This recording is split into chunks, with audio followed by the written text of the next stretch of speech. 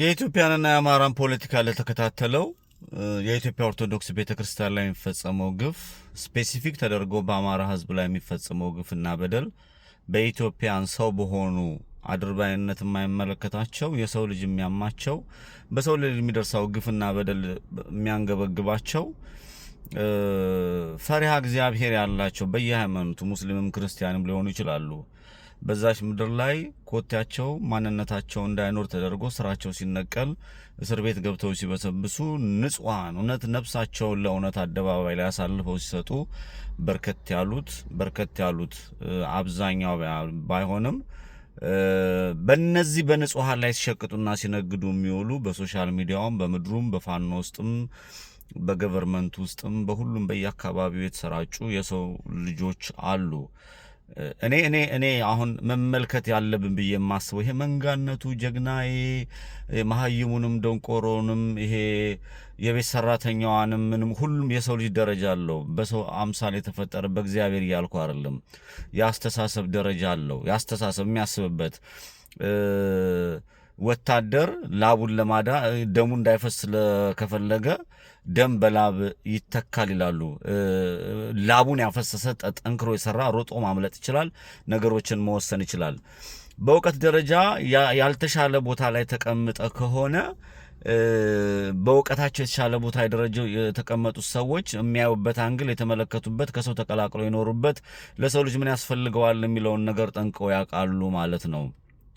አሁን ግን ይሄ ሶሻል ሚዲያ ላይ በተለይ ቲክቶክ ላይ ወይም ደግሞ የተለያዩ ሚዲያዎች ላይ አንደበታቸው እንደመጣ እንደፈለገ የሚያወሩ የህዝባቸው መከራና ስቃይ የማይመለከታቸው በመንደርተኝነት በቀበሌ በሰፈርተኝነት አንዱን ጀግና አንዱን ወደዚህ ማባላት ማስታረቅ ማጋጨት የሆነ ህዝቡ የሚፈልገውን አጀንዳ አምጥቶ በዛ ገንዘብ መስራት የሚፈልጉ በርከት ያሉ የወንብድና ተግባር ያለባቸው ሰዎች እንዳሉ ያሳለፍነው የ2 ዓመት ጉዞ እያንዳንዱን ነገር ጥንቅቅ አድርጎ አሳይቶናል።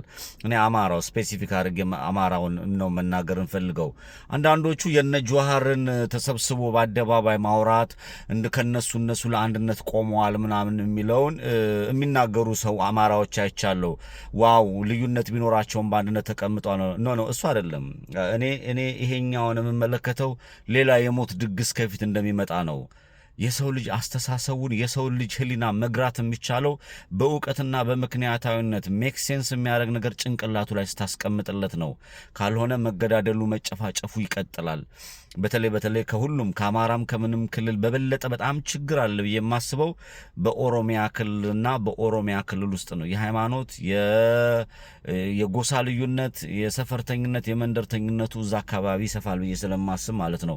ምክንያታውም የሆነ ወጣት አለ ብዬ አላምንም፣ ፖለቲካሊ ማለት ነው አላም። ምክንያቱም የአኖሌን ሐውልት የተገነባው በጥላቻ ላይ መሰረት ያደረገ በትርክት ላይ መሰረት ያደረገ አንደኛቸውን ሸጠው ወይም ደግሞ አንደኛቸውን ሐሳብ ሌላኛው አሳልፈው መስጠት የሚፈልጉ መንደርተኝነት የተሞላበት ነው።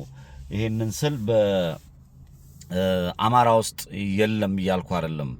አማራ ላይ ተሰብስበን መነጋገር ያልቻልነው ለምንድን ነው የሚለውን ነገር አማራ ምክንያታዊ ሃይማኖተኛ ህዝብ ስለሆነ የእውነት ይፈልጋል።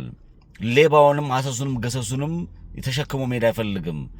ምክንያታዊ የሆነ እውነተኛ ሰዎችን መርጠን መጠበቅ ያለብን የኛ ኃላፊነት ቢሆንም ልክ እንደ እነዛ ሰዎች በአማራነታችን ታጅበን ተጀብለን ነገ አለባብሰው ቢያርሱት ባለሚመርሱት አይነት ነገር እንዲፈጠር ስለማንፈልግ ይሄ የኔ ትውልድ በዛ መሰረት አድርጎ የሚንቀሳቀስ ነው። በጣም እኔ አሁን አተኩሬ መናገር እንፈልገው የነ እከሌ ተሰባስበው ለሐሳብ ልዩነት አድርገው ተሰባስበው መወያየታቸውን 89 ሺህ ምናምን አያቸው ብሎ መንተላቸው ነው። እኛ ጋርም እኮ አንድ ገልቱ አንዲት ሴት ከሁለት ወንዶች ጋር ተኛች ብሎ እስከ 120 ሺህ ወይ ደግሞ እስከ 220 ሺህ ተመልካች የተቀመጠበት ነው። ቲክቶክ ላይ እና ሶሻል ሚዲያ ላይ ያለውን ነገር ብዙም እኔ እንትን አለለውም። ምድር ላይ ያለው ተግባር ላይ ያለው ነው መመልከት እንፈልገው።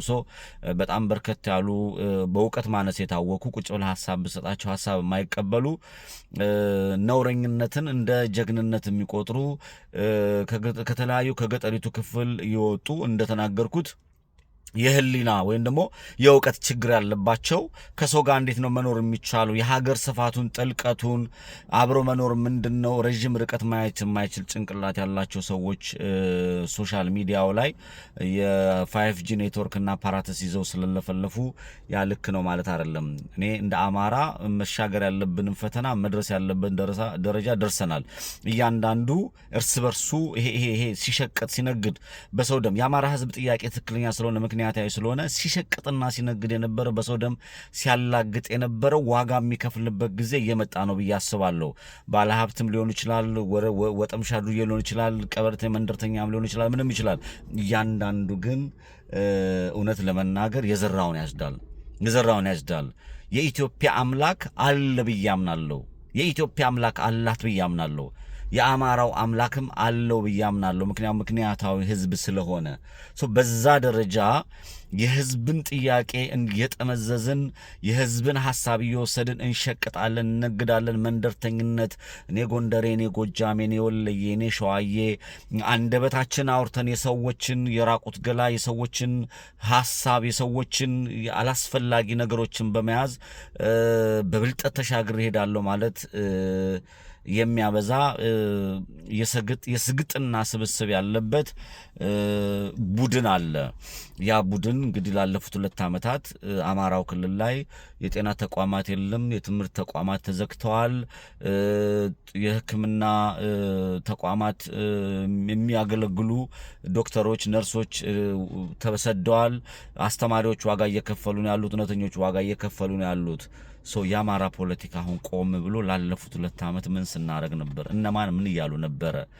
ምንድን ነው የሚለውን ነገር ሶስተኛ ሬቮሉሽናል ቼንጅ ሶስተኛ ኃይል ያስፈልጋል። አሁን የሚወጣ የሚመለከት ይሄ የተማረ ካለፈው ስተቱ እዚህ ጋር ነው የቆምነው አሁን የሚለውን ይሄ ሂሳብ ተሰርቶ አሁን እዚህ ጋር ቆመናል የሚል ትውልድ ያስፈልጋል። እዚህ ጋር ነው የቆምነው፣ እዚህ ደርሰን ይሄን ዋጋ ከፍለን እከሌ ደማቸው ለነዚህ ለእውነት ፈሷል፣ የነዚህ የነከሌ የእውነት ደማቸው ፈሶ እንዳይቀር እስር ቤት ገብተው የሚማቁ ወገኖቻችን ክልፋታቸው የቤተሰቦቻቸው መበተን በከንቱ እንዳይቀር ጥረን ግረን ሮጠን እዚህ ጋር ደርሰናል። አሁን ከዚህ በኋላ ምንድነው ማድረግ ያለብን የሚል የሰከነ ቡድን ያስፈልጋል። ነውረኞችን ተመልክተናል። እድሜ ጠገብ የሆኑ ነውረኞችንም ሀብታም ነን የሚሉ ነውረኞችንም ሴቶቹ መገዛት የማይችሉ ሀሳባቸውን መሸጥ የማይችሉ ነውረኝነትን በአደባባይ የሚያሳዩ በስርዓቱ የሚደገፉ ሰዎች አወያይ መስለው መርዘኝነታቸውን የሚረጩ እከሌ ማለት ይቻላል በአደባባይ ማህበረሰብ የሚያዋርዱ በአደባባይ የአማራ ህዝብ ባህሪ ስነ ልቦና የሌላቸው በርከት ያሉ በንግድ የተሰማሩ በወንድሞቻቸው በእህቶቻቸው እንደሚነግዱ ሰዎች እንዳሉ ታዝበናል። ቆም በሉ። አሁን ምንድን ላይ ያለ ነው? ምን እየሆነ ነበረ? እስከዛሬስ የከፈልነው ዋጋ ምንድን ነው? ከዚህ በኋላ ወዴት ነው የምንሄደው የሚለውን ነገር ማሰብ መቻል አለብን። ፋኖች ወንድሞቻችንም ይሄ መንጋነት፣ ሰፈርተኝነት፣ ቀበልተኝነት፣ አካባቢያዊነት ወይም ደግሞ ይሄ ግሩፕተኝነት የአማራ እንደዚህ ነው አፏ እንደዚህ ስላላቀቅ ምናምን ሳይሆን በተግባር ምን ሰራ ሰከን የምንልበት ሰዓት ነው። ሰከን ነበሉና ይወታውን ነገሩን በሙሉ ግልጽ ያለው ይወጣ ይመስለኛል። ስርዓቱም እንደ ስርዓቱ የሚቀጥል አይመስለኝም። እውነት ለመናገር ዓለምም እያየው እየተመለከተው ነው። ህዝቡም እየተረዳ ነው።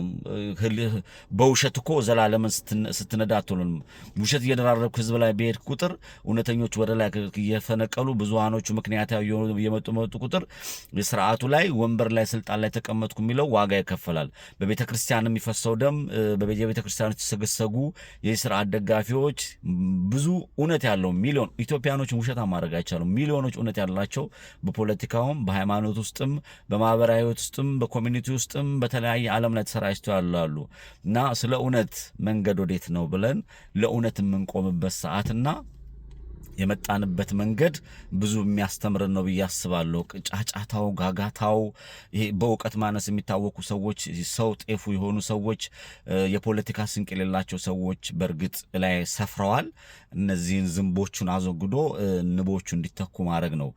ይሄ በዚህ ደረጃ መስራት ያለብን። ሰከን ብዬ የማወራው የሚደረጉ ነውሮች፣ ብልግናዎች እዚህ አላስፈላጊ ነገሮችን ሳልመለከት ቀርቼ ሳይሆን እያንዳንዱ ነገር ግን በሰከነ መልኩ ነው እየፈለፈልክ እያወጣሁ ዳር የምጥለው።